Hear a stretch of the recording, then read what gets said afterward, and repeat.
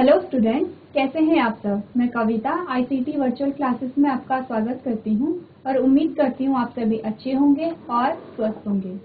तो क्लास हम कंटिन्यू करेंगे chapter number 18 that is waste water story. यानी कि हम पढ़ रहे थे वेस्ट वाटर स्टोरी के बारे में। हमने यहाँ पे बहुत सारे टॉपिक को कवर कर लिया है, जिसमें सबसे पहले हमने जाना वाटर के बारे में कि वाटर यानी कि जल हमारे लिए क्यों इम्पोर्टेंट है उसके बारे में। उसके बाद हमने देखा कि वाटर के कुछ उपयोग देखे, जल के कुछ उपयोग देखे कि जल है किस प्रकार से हमारे लिए लाभदायक है। उसके बाद आपने देखा वेस्ट वाटर क्या होता है और किस प्रकार से जो वाटर है वो वेस्ट होता है, यानी कि जल अपशिष्ट होता है या फिर जल दूषित होता है। आपने देखा अलग अलग सोर्स होते हैं जो जल को क्या करते हैं, दूषित करते हैं। उसके बाद हमने जाना कि जो वेस्ट वाटर है, जो दूषित जल है, उसका किस प्रकार से ट्रीटमेंट किया जाता है, क्योंकि हम सभी जानते हैं कि जो वेस्ट वाटर है, जो दूषित जल है, कि किस प्रकार से जो जल वो दूषित होता है।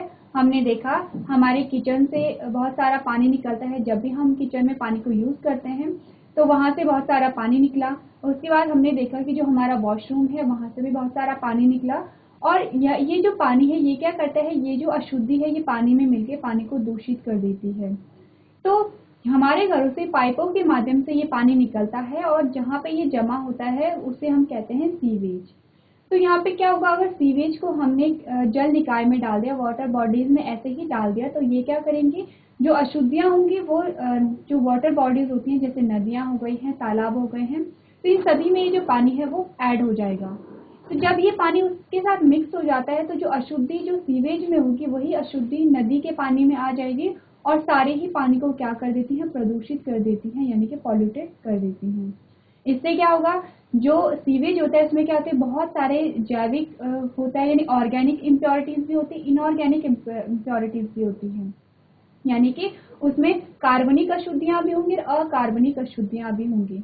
और इसके साथ ही क्या होता है, कुछ माइक्रो ऑर्गेनिज्म होते हैं, यानी कुछ सूक्ष्म जीव वहां पे होते हैं जो बीमारियों को फैलाने के लिए रिस्पॉन्सिबल होते हैं। तो अगर ये माइक्रोब नदी के पानी के साथ मिक्स हो जाते हैं तो फिर क्या होता है, नदी के पानी को बहुत सारे लोग उपयोग करते हैं, जैसे कि पीने के पानी के लिए और भी जो रोजमर्रा के जो कार्य होते हैं उसके लिए उस पानी को यूज करते हैं। तो अगर लोग उस पानी को जिसमें सीवेज मिक्स हो रखा है उस पानी को यूज करेंगे तो वहां से क्या होगा, ये जो माइक्रो ऑर्गेनिज्म है, ये जो सूक्ष्म जीव है, यहाँ पे क्या करते हैं, बीमारी को फैलाते हैं। तो हमें क्या करना पड़ता है, इस वेस्ट वाटर को, इस अपशिष्ट जल का ट्रीटमेंट करना पड़ता है, उपचार करना होता है। उसके पश्चात ही हम इसे जल निकाय में डाल सकते हैं जिससे कि बीमारियां ना फैले और जल अशुद्ध ना हो। इसके बाद हमने क्या जाना, हमने देखा कि वेस्ट वाटर ट्रीटमेंट किस प्रकार से हम करते हैं, जिसमें आपने देखा पहले स्क्रीनिंग हो रहा है, फिर प्राइमरी ट्रीटमेंट हो रहा है यानी प्राथमिक उपचार हो रहा है, फिर सेकेंडरी ट्रीटमेंट हो रहा है यानी द्वितीय उपचार हो रहा है। उसके बाद हमने फाइनल ट्रीटमेंट देखा था यानी अंतिम उपचार देखा था। और इसमें क्या किया गया था, पानी को की जो सारी जितनी भी अशुद्धियां थी उसे पानी से रिमूव किया गया था, हटाया गया था और पानी को जल निकाय में छोड़ दिया गया था। इससे क्या हुआ, इससे हमें दो फायदे मिले। एक तो जो पानी था, जो दूषित पानी था, जिसने जो अगर हम जल निकाय में डालते तो वो और भी पानी को वहां पे दूषित कर देता, एक तो वो पानी दूषित होने से बच जाता है। सेकंड क्या होता है, पानी का रीयूज हो जाता है, यानी कि पुनः उपयोग हम कर सकते हैं यहाँ पे। उसके बाद हमने जाने कि कुछ ऐसे स्टेप होते हैं कि जिससे हम क्या करते हैं, पानी को दूषित होने से बचा सकते हैं, क्योंकि हमने जाना कि पानी का दूषित होना एक नेचुरल प्रोसेस, एक स्वाभाविक प्रक्रिया है, क्योंकि हम सभी पानी को यूज करते हैं और अगर हम पानी को यूज करेंगे तो पानी दूषित भी होगा, क्योंकि हम जब भी सफाई करेंगे तो जब हम सफाई करते हैं तो पानी उससे क्या होगा, दूषित होगा। तो ये एक नॉर्मल प्रोसेस, एक नेचुरल प्रोसेस है, पर हम क्या कर सकते हैं, जो पानी दूषित हो रहा है उसकी मात्रा हम कम कर सकते हैं, यानी कि हम उतना ही पानी यूज करें जितना कि वहां पे चाहिए। जैसे कि हमने कहा था, अगर आप किसी वाहन को धो रहे हैं, जैसे आप अपने स्कूटर को धो रहे हैं या साइकिल को धो रहे हैं या कार को धो रहे हैं, तो आप क्या करें, आप बाल्टी में पानी भरें और उस पानी, यानी कि आप क्या कर सकते हैं यहाँ पे, यानी कि हमें यहाँ पे क्या करना है, हमें यहाँ पे बाल्टी के पानी को यूज करना है। अगर आप वहाँ पे पाइप से अपने वाहन को धोते हैं तो वहाँ पे बहुत सारा पानी यूज हो जाता है और जितना भी वहाँ पे पानी यूज हो रहा है वो सारा ही पानी कैसा होता है, दूषित होता है। तो ये हमने जाना था इस चैप्टर में। इसके बाद हमारे पास एक लास्ट टॉपिक बचता है, तो वो हमारे पास आता है सैनिटाइजेशन एट पब्लिक प्लेस, यानी कि यहाँ पे क्या है, हमारा जो लास्ट जो हमारा टॉपिक है वो है सार्वजनिक स्थलों पर स्वच्छता। अब हम जानते हैं जो सार्वजनिक स्थल होते हैं, जैसे आपने बस स्टैंड देखे हैं या फिर रेलवे स्टेशन देखे हैं, ये सार्वजनिक स्थल होते हैं और यहाँ पे जो गंदगी होती है वो सबसे ज़्यादा होती है क्योंकि बहुत सारे लोग वहाँ पे जाते हैं और वहाँ पे कूड़ा जमा होता है। इस प्रकार से वहाँ पे क्या होता है, बहुत सारी गंदगी होती है। सबसे पहले हमें वहाँ पे क्या है, वहाँ पे स्वच्छता का हमें ध्यान रखना है। तो आप पढ़ेंगे in our country fairs are organized periodically, यानी कि हमारे देश में समय समय पर मेलों का आयोजन किया जाता है। A large number of peoples participate in them, इनमें बड़ी संख्या में लोग शामिल होते हैं।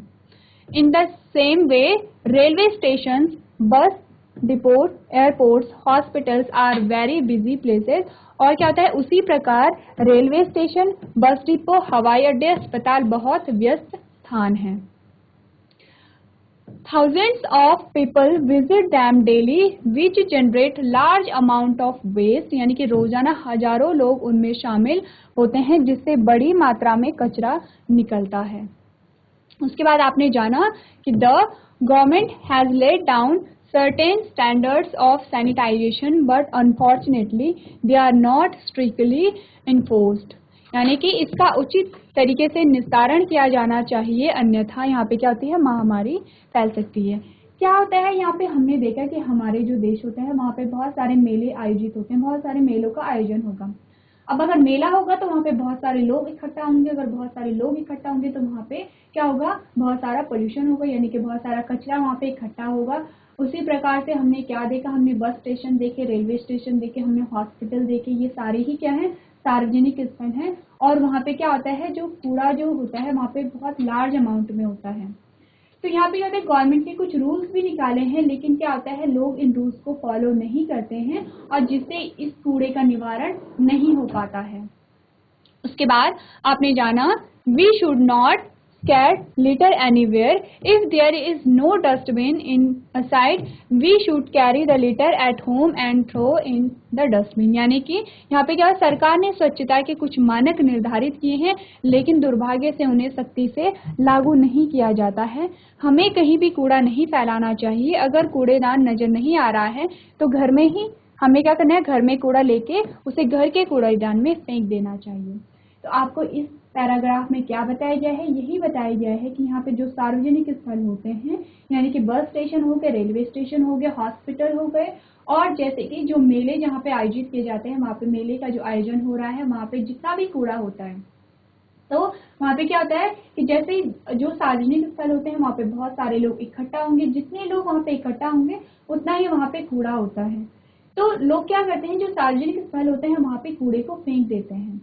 उन्हें ये लगता है कि जैसे अगर आप अपने घर में देखते हैं तो आप अपने घर में कहीं भी कूड़े को नहीं फेंकेंगे, आप अपने घर में डस्टबिन में कूड़ा डालते हैं। लेकिन जब हम कभी सार्वजनिक स्थलों पे जाते हैं तो हम क्या करते हैं, आपने कुछ भी चीज खाए, आपने क्या किया, उसका रैपर कहीं भी फेंक दिया, आपने पानी की बोतल पे आपने वो बोतल कहीं भी फेंक दी। ऐसा सारे ही लोग करेंगे, फिर क्या होगा, वहाँ पे पूरा कूड़ा इकट्ठा हो जाता है और वहाँ पे क्या होता है, फिर बहुत सारे जो माइक्रो ऑर्गेनिज्म भी वहाँ पे हो जाएंगे, जो मक्खियाँ, मच्छर, सारी ही चीजें वहाँ पे हो जाती हैं और इसी प्रकार से बीमारियां फैलती हैं। तो हमें क्या करना है, अगर आप कहीं भी बाहर हैं और वहाँ पे आप कोई भी चीज यूज कर रहे हो, जिसका आप रैपर है या बॉटल है या फिर कोई भी चीज है या फिर बचा हुआ भोजन है, आपने कुछ खाया और आपके पास कुछ बच जाता है, और अगर वहाँ पे आसपास कहीं डस्टबिन नहीं है, पहले तो आप क्या करेंगे, आसपास वहाँ पे डस्टबिन होगा, कोई भी कूड़ा होता है उसे आप फेंकने के लिए डस्टबिन को ढूंढेंगे। डस्टबिन में भी दो प्रकार के कूड़े होते हैं, जिसमें एक में जैविक कूड़ा रखते हैं और एक में अजैविक कूड़ा रखते हैं। जैविक कूड़ा क्या होता है, जैसे कि उसमें गीला कूड़ा आप रख सकते हो, जैसे बचा हुआ भोजन इत्यादि आप वहाँ पे रख सकते हो। अजैविक कूड़ा वहाँ पे कूड़े में क्या होता है, जैसे प्लास्टिक, जैसे कि रैपर हो गए हैं और भी जो प्लास्टिक की चीजें जैसे बॉटल हो गई हैं, उसे आप वहाँ पे डाल सकते हैं। तो आपने क्या करना है, कहीं भी आप बाहर रहेंगे, आपने जैविक कूड़े को, जैविक हो या अजैविक कूड़ा हो, उसे आपने कूड़ेदान में ही डालना है, यानी कि डस्टबिन में डालना है। लेकिन क्या होता है, अगर वहाँ पे कूड़ादान नहीं है तो आप क्या करेंगे, उसे अपने बैग में घर लेके आ जाएंगे और घर में वहाँ पे डस्टबिन में डालेंगे। तो अगर यही सारी चीजें सभी लोग करेंगे तो क्या होगा, जो सार्वजनिक स्थान होंगे वो कैसे होंगे, वो स्वच्छ होंगे, और इनमें फिर क्या होगा कि जो रोग फैलने की जो दर है उसमें क्या होगी, कमी होगी।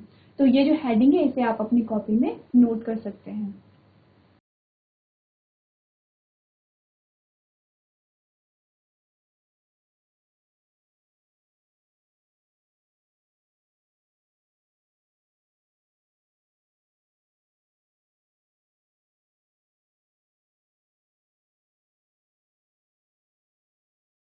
चलिए, इसी के साथ हमारा ये जो चैप्टर है वो कंप्लीट होता है। ये हमारे चैप्टर का लास्ट टॉपिक था। तो अब हमने क्या करना है, हमने चैप्टर कंप्लीट कर लिया है। अब हम क्या करेंगे, कुछ क्वेश्चन आंसर्स को डिस्कस करेंगे, यानी कुछ प्रश्न उत्तरों के माध्यम से क्या होगा, जो भी हमारे डाउट होंगे वो क्लियर होते चले जाएंगे। साथ ही हमारा क्या होगा, रिवीजन भी होगा। जो भी हमने पढ़ा है उसका रिवीजन यहाँ पे होता चला जाएगा। तब हम क्वेश्चन आंसर्स को स्टार्ट करेंगे।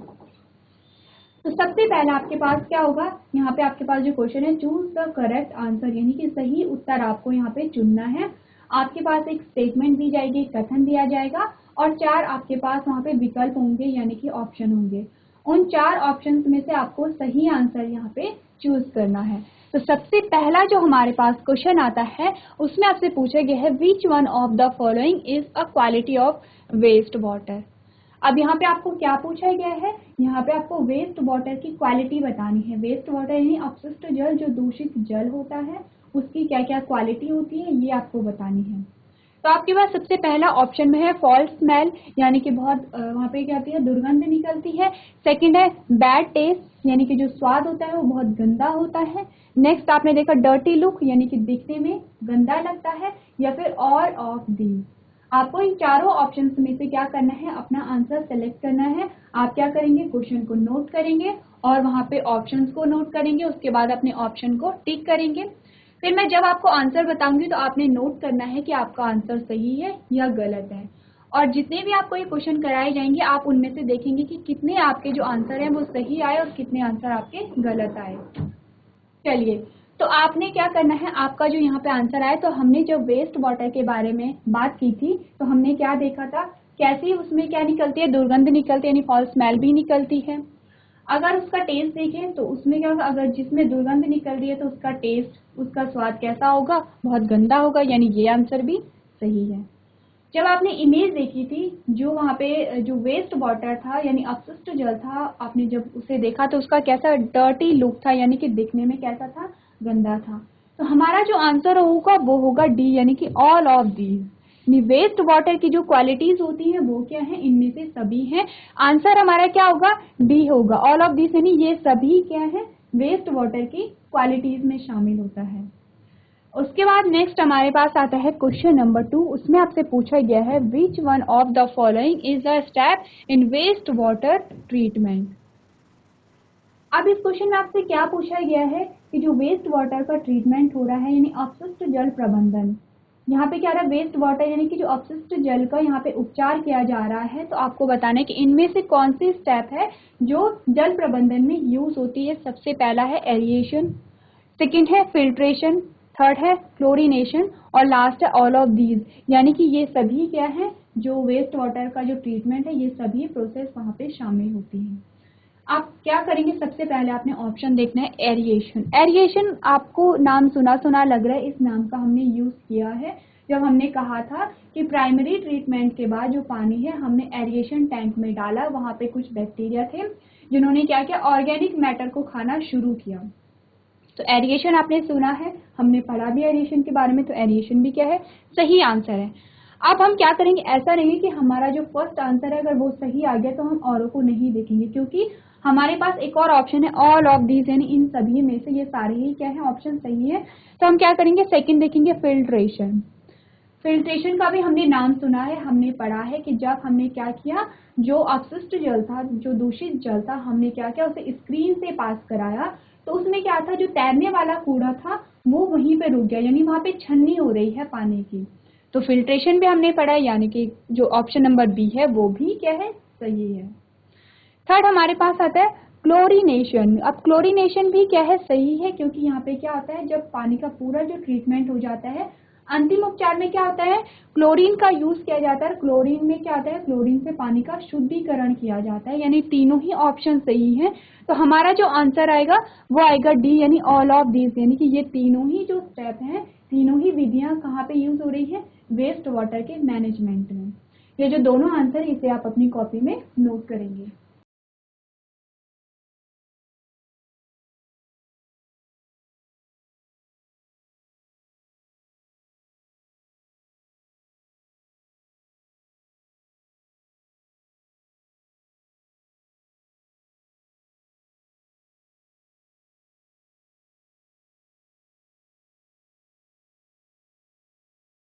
चलिए, इसके बाद नेक्स्ट जो हमारे पास क्वेश्चन आता है वो है क्वेश्चन नंबर 3 और इसमें आपसे पूछा गया है sludge in separate tanks is decomposed to get biogas by, यानी कि जो स्लज होता है, स्लज को डिकम्पोज किया जाता है, क्यों?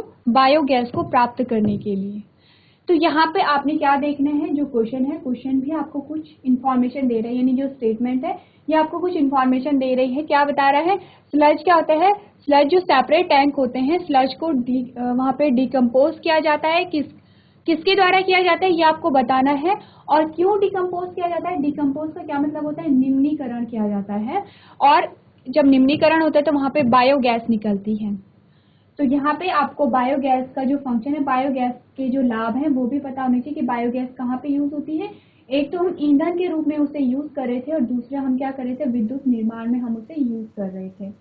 तो आपके पास जो ऑप्शन है कि जो स्लज का जो डिकम्पोजिशन होता है या निम्नीकरण होता है, किसके द्वारा होता है? पहला आपके पास ऑप्शन है ईस्ट है, दूसरा है एरोबिक बैक्टीरिया, तीसरा है एनारोबिक बैक्टीरिया, और लास्ट है नन ऑफ दीज, यानी कि इनमें से कोई भी नहीं। आपने क्या करना है? स्टेटमेंट नोट करनी है, ऑप्शन लिखने और अपने आंसर को टिक करना है। तो यहाँ पे जो क्वेश्चन नंबर 3 का जो हमारे पास आंसर आएगा वो आएगा सी, यानी कि एनारोबिक बैक्टीरिया। तो यहाँ पे क्या आता है, सबसे पहले आपको पता होना चाहिए कि स्लज हमें किस प्रकार से प्राप्त हुआ। हमने क्या किया, जो दूषित पानी था उसे स्क्रीन से पास कराया। जब स्क्रीन से पास कराए तो स्क्रीन में जो तैरता हुआ कूड़ा था वो वहाँ पे रुक जाता है, यानी कि पानी की छन्नी हो जाती है, तैरता हुआ कूड़ा वहीं पे रुक जाएगा। उसके बाद हमने क्या किया, उस पानी को जिसकी छन्नी हुई है, छानने के बाद हमने उस पानी को एक टैंक में शांत छोड़ दिया, यानी अनडिस्टर्ब छोड़ दिया। जब हमने उसे अनडिस्टर्ब छोड़ा तो जो मिट्टी के जो कण थे वो क्या थे, वो नीचे बैठ जाते हैं। जैसे कि हमने क्या कहा था, आप ये एग्जाम्पल घर पे भी करके देख सकते हो। एक ग्लास में आपने क्या किया, मिट्टी को घोला और कुछ देर उसे शांत छोड़ दिया, आप देखेंगे मिट्टी नीचे बैठ जाती है। उसी प्रकार से मिट्टी के कण उसमें थे, उसमें रेत के कण थे या छोटे छोटे कंकड़ पत्थर थे और अन्य पदार्थ भी थे। वो क्या करते हैं, वो टैंक है, टैंक के नीचे सेटल हो जाते हैं, यानी बेस पे बैठ जाते हैं। उसी को हम क्या कहते हैं, उसी को हम कहते हैं स्लज। अब इस स्लज को क्या होता है, स्लज को अलग टैंक में रखा जाता है, वहां पे एनारोबिक बैक्टीरिया प्रेजेंट होते हैं, वो इस स्लज का निम्नीकरण करते हैं और बायोगैस का फॉर्मेशन करते हैं। तो एनारोबिक बैक्टीरिया कौन होते हैं? जिन्हें श्वसन के लिए ऑक्सीजन की आवश्यकता नहीं होती है, उसे हम कहते हैं एनारोबिक बैक्टीरिया। तो क्वेश्चन नंबर 3 का जो आंसर हमारे पास आया वो आया सी। इसके बाद नेक्स्ट जो हमारे पास क्वेश्चन आता है, क्वेश्चन नंबर 4, इसमें आपसे पूछा गया है which one of the following is used in vermi processing toilet, यानी कि वर्मी प्रोसेसिंग टॉयलेट में कौन सा जो यहाँ पे, कौन सी चीज यहाँ पे यूज होती है? पहला है अर्थवॉर्म, दूसरा है कॉकरोच, सी है बोथ ऑफ दिस, यानी इन दोनों, यही दोनों यूज होते हैं, और लास्ट है नन ऑफ दिस, यानी इनमें से कोई भी यूज नहीं होता है। तो आपके पास ऑलरेडी आंसर आपकी स्क्रीन पे है, आपके पास आंसर क्या आया, ए आया, यानी अर्थवॉर्म। क्या होता है वर्मी प्रोसेसिंग टॉयलेट में, क्या आता है यहाँ पे अर्थवॉर्म को, यानी कि केंचुओं को यहाँ पे यूज किया जाता है। और केंचुए क्या करते हैं, यहाँ पे जो ह्यूमन एक्सक्रीटा होता है उसका डिकम्पोजिशन करते हैं, निम्नीकरण करते हैं और इसे खाद में परिवर्तित कर देते हैं। यानी क्वेश्चन नंबर 4 का जो आंसर होगा वो होगा ए, यानी कि अर्थवॉर्म, अर्थवॉर्म यानी केंचुए। तो दोनों क्वेश्चन को आप अपनी कॉपी में नोट कर सकते हैं।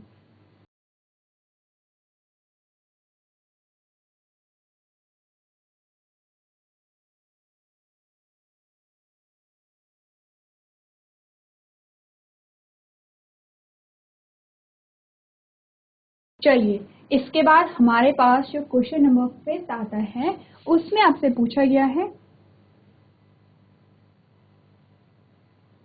सीवेज इज मेनली यानी कि सीवेज क्या है? आपके पास ऑप्शन में है लिक्विड है, यानी कि तरल है, सेकंड है सॉलिड वेस्ट है, यानी कि ठोस है, नेक्स्ट है गैसेस वेस्ट है, यानी कि गैसेस फॉर्म में रहता है, गैस के रूप में रहता है, और mixture of solid and gas.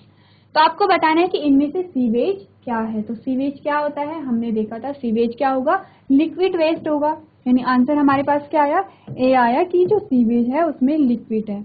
अगर यहाँ पे mixture of solid and liquid होता, यहाँ पे गैस की जगह क्या होता, mixture of solid and liquid होता तो ये जो आंसर था वो डी यहाँ पे सही होता, क्योंकि वहाँ पे क्या होती है, हमने देखा सीवेज में क्या आता है, सीवेज में कुछ सॉलिड भी प्रेजेंट होगा, यानी कि उसमें कुछ प्लास्टिक भी प्रेजेंट होता है और भी बहुत सारी अशुद्धियाँ होती हैं, लिक्विड भी वहाँ पे प्रेजेंट होता है।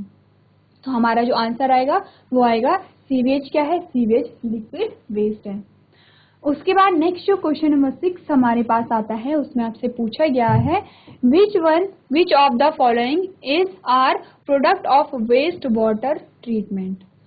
अब क्या होता है, जब हम वेस्ट वाटर का ट्रीटमेंट कर रहे हैं, यानी कि हम अपशिष्ट जल का उपचार कर रहे हैं, क्या क्या वहाँ पे प्रोडक्ट निकलते, क्या क्या वहाँ पे उत्पाद निकलते, क्योंकि हमने देखा जैसे जैसे हम अलग अलग स्टेप को कर रहे हैं वहाँ पे कुछ ना कुछ चीजें वहाँ पे बन रही हैं, यानी कोई ना कोई उत्पाद हमें देखने को मिल रहा है। तो हमारे पास ऑप्शन है बायोगैस इसका प्रोडक्ट है यानी उत्पाद है, नेक्स्ट स्लज इसका उत्पाद है, सी में हमने देखा बोथ बायोगैस एंड स्लज यानी कि दोनों ही बायोगैस और स्लज दोनों ही क्या है इसका उत्पाद है, या डी है एरिएटर। तो आंसर ऑलरेडी आपकी स्क्रीन पे है, हमारा आंसर क्या है, सी है। यानी कि हमने देखा कि बायोगैस का भी फॉर्मेशन हो रहा है और स्लज का भी फॉर्मेशन हो रहा है। सबसे पहले स्लज बना और स्लज से क्या हुआ, बायोगैस का निर्माण हुआ। और स्लज से बायोगैस का निर्माण किस प्रकार हो रहा है, एनारोबिक बैक्टीरिया के द्वारा, क्योंकि एनारोबिक बैक्टीरिया ने क्या किया, स्लज का निम्नीकरण किया और इससे क्या बनाई, बायोगैस का निर्माण किया। तो क्वेश्चन नंबर 6 का जो आंसर आएगा वो आएगा सी, यानी कि both biogas and sludge are product of waste water treatment. तो दोनों ही क्वेश्चन को आप अपनी कॉपी में नोट करेंगे।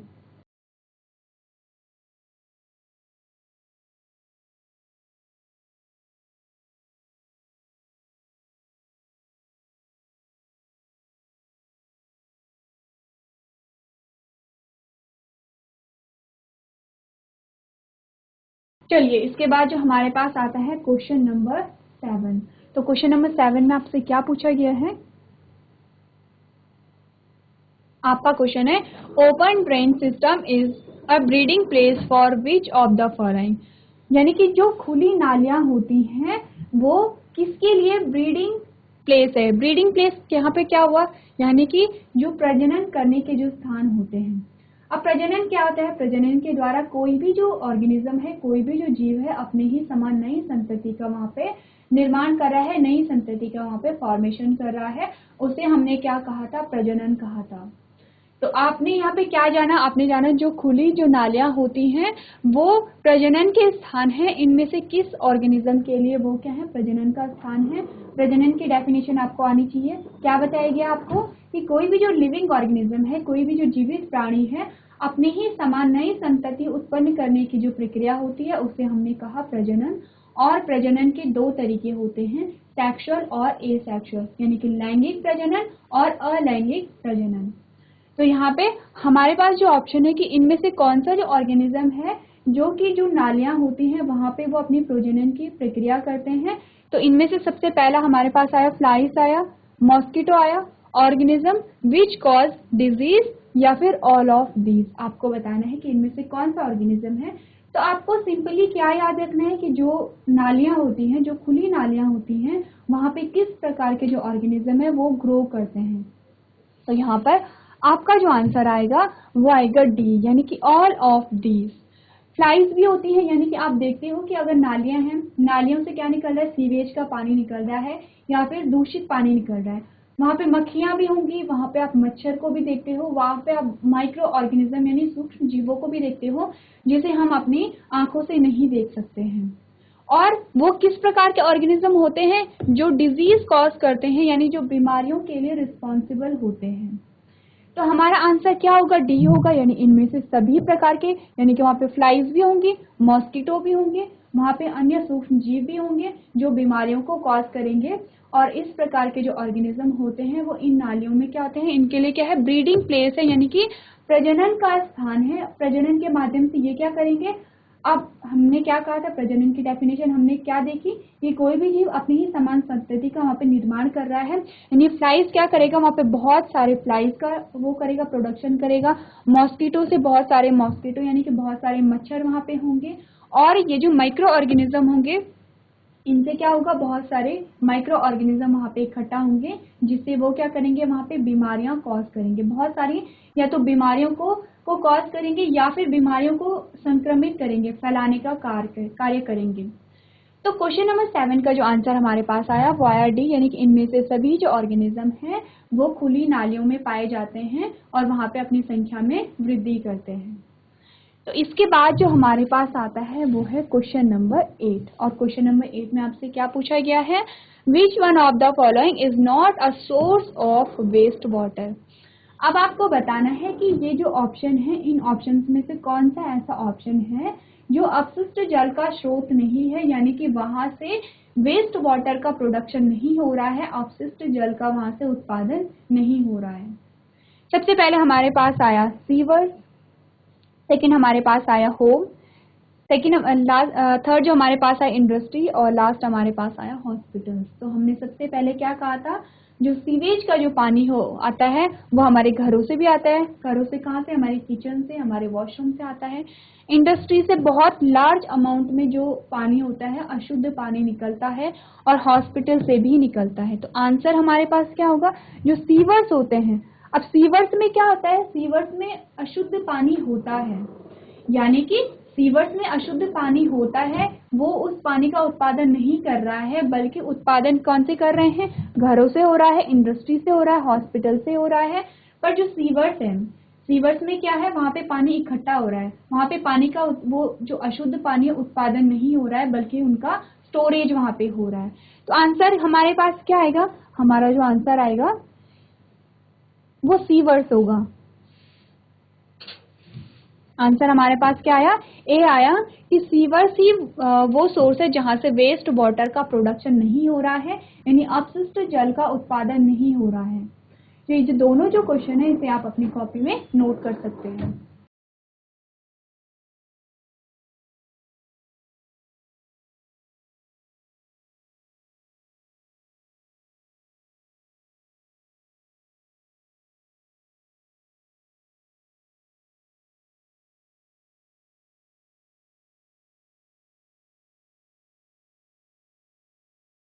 चलिए, इसके बाद जो नेक्स्ट हमारे पास आता है वो है क्वेश्चन नंबर 9, और क्वेश्चन नंबर 9 में आपसे क्या पूछा गया है,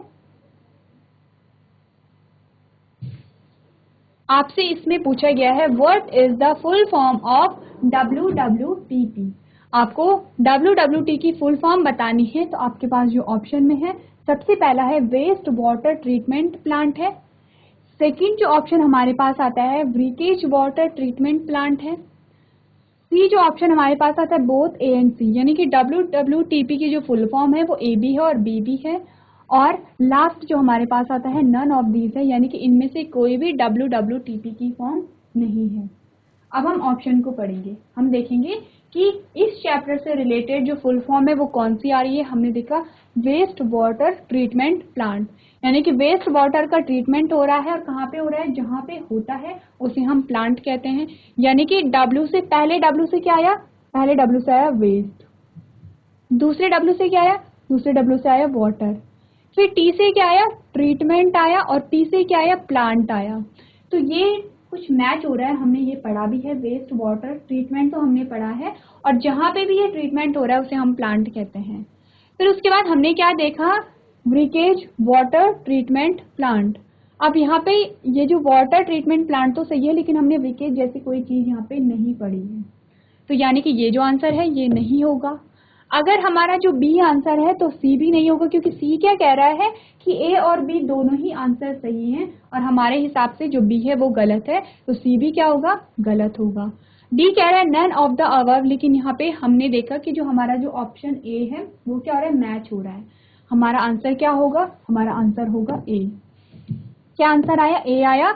WWTP की फुल फॉर्म क्या है, वेस्ट वाटर ट्रीटमेंट प्लांट है, यानी क्वेश्चन नंबर 9 का आंसर क्या होगा, ए होगा। इसके बाद हमारे पास जो नेक्स्ट क्वेश्चन आता है वो है क्वेश्चन नंबर 10। अब क्वेश्चन नंबर 10 में आपसे क्या पूछा गया है, which one of the following can be decomposed in an aerated tank, यानी कि जो एरिएटेड टैंक होता है उनमें से किन किन चीजों का डिकम्पोजिशन होता है या फिर निम्नीकरण होता है। ऑप्शन में क्या है हमारे पास, सबसे पहला ऑप्शन आता है ऑर्गेनिक मैटर का। ऑर्गेनिक मैटर क्या है, यानी कार्बनिक जो पदार्थ होते हैं। नेक्स्ट हमारे पास जो ऑप्शन है इनऑर्गेनिक मैटर, यानी कि अकार्बनिक जो पदार्थ होते हैं। सी जो हमारे पास ऑप्शन है बोथ ए एंड बी, यानी कि दोनों ही चीजों का यहाँ पे क्या हो रहा है, निम्नीकरण हो रहा है। और लास्ट जो हमारे पास ऑप्शन है कि इनमें से जो आंसर है वो कोई भी नहीं है। सबसे पहले हमें क्वेश्चन फिर से पढ़ना है। क्या क्वेश्चन में हमसे पूछा गया है कि विच one of the following can be decomposed in aerated tank, यानी एरिएटेड टैंक में इनमें से किस चीज का वहां पे डिकम्पोजिशन होता है या फिर निम्नीकरण होता है। अब एरिएटेड टैंक कौन होते हैं, एरिएटेड जैसे कि नाम ही इंडिकेट कर रहा है कि एयर से यानी कि वायु से संबंधित होंगे। तो वायु से संबंधित यहाँ पे किन चीजों का यहाँ पे निम्नीकरण होता है, तो हमारे पास जो आंसर आता है वो आता है ए, यानी कि ऑर्गेनिक मैटर का यहाँ पे क्या होगा, डिकम्पोजिशन होगा, निम्नीकरण होगा। तो जब आप पढ़ेंगे वेस्ट वाटर ट्रीटमेंट के बारे में, जब हम पढ़ रहे थे तो जब हमने कहा था कि प्राइमरी ट्रीटमेंट के बाद जब हम सेकेंडरी ट्रीटमेंट कर रहे थे तो वहां पे हमने एरिएटर टैंक की बात की थी। वहां पे क्या थी, एरिएटेड टैंक जो थे वहां पे हमने पानी को डाला, वहां पे कुछ बैक्टीरिया प्रेजेंट थे। उन बैक्टीरिया ने क्या किया, जो ऑर्गेनिक मैटर था उसे खाना शुरू कर दिया। किस प्रकार के बैक्टीरिया थे ये थे एरोबिक बैक्टीरिया, यानी इन्हें अपने श्वसन के लिए ऑक्सीजन की आवश्यकता थी। तो यहाँ पे क्या किया, इन बैक्टीरिया ने ऑर्गेनिक मैटर को खाना शुरू किया और साथ साथ अपनी संख्या में वृद्धि करते चले गए। कैसे, ये रेप्लिकेट करते हैं, यानी डिवाइड होते हैं, यानी 2 से 4, 4 से 8, इस प्रकार से ये क्या करते हैं, डिवाइड होते रहते हैं। और इन्होंने क्या किया, यहाँ पे जितना भी ऑर्गेनिक मैटर था सारे ही ऑर्गेनिक मैटर को खा लिया और क्या किया, पानी को शुद्ध कर लिया। क्योंकि हमें क्या करना है, हमें पानी से ऑर्गेनिक मैटर को रिमूव करना है। यानी कि एरिएटेड टैंक में किस चीज का डिकम्पोजिशन हो रहा है, किस चीज का निम्नीकरण हो रहा है, वो ऑर्गेनिक मैटर का हो रहा है। और किसके द्वारा हो रहा है, बैक्टीरिया के द्वारा, जीवाणु के द्वारा हो रहा है। और वो जीवाणु किस प्रकार के हैं, हमने कहा था एरोबिक बैक्टीरिया वो थे। दोनों जो आंसर है वो आप अपनी कॉपी में नोट करेंगे।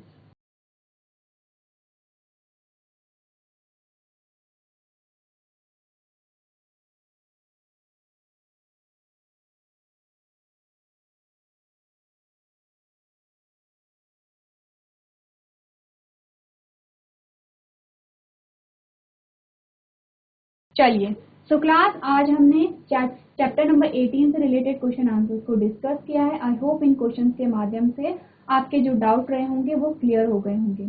तो आज के सेशन में हम इतना ही करेंगे। अभी तक क्लास में बने रहने के लिए आपका धन्यवाद।